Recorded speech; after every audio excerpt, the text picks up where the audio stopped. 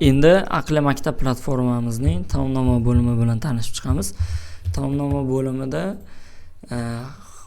haftaning istagan kuniga taom qo'shishimiz mumkin. Dushanbadan boshlab shanbagacha haftaning barcha kunlari mavjud, o'quv kunlari va bu yerga ma'lumot qo'shish qanday bo'ladi? Bu yerda ham yuqori o'ng burchakda taom qo'shish ma'lumoti bor.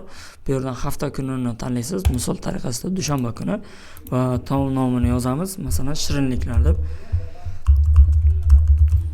Va bu yerga shu taomlanish vaqtini kiritamiz. Misol tariqasida soat 12 bo'la qolsin. 12:00 va bu yerga shu shirinliklarimiz, taomlarimizda rasmini joylashtirib qo'ysak bo'ladi. Misol tariqasida men biror bir rasm yuklab ko'raman ko'rsatish uchun. Masalan, ushbu rasmni yuklab qo'ydim. Va saqlash tugmasini bosamiz. Ma'lumot saqlandi. Endi bu yerda dushanba kunida mana 3 ta ovqat bor. Biz qo'shganimiz 3-inchisi shirinliklar degani va biz qo'shgan rasm mana bu yerda aylanib turadi.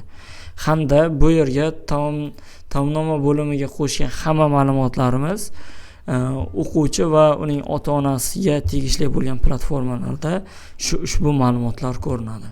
Agar noto'g'ri qo'shilgan bo'lsa, tahrirlashimiz mumkin. Qalamcha ustiga bosib yoki o'chirish tugmasini ustiga bosib o'chirib tashlashimiz mumkin.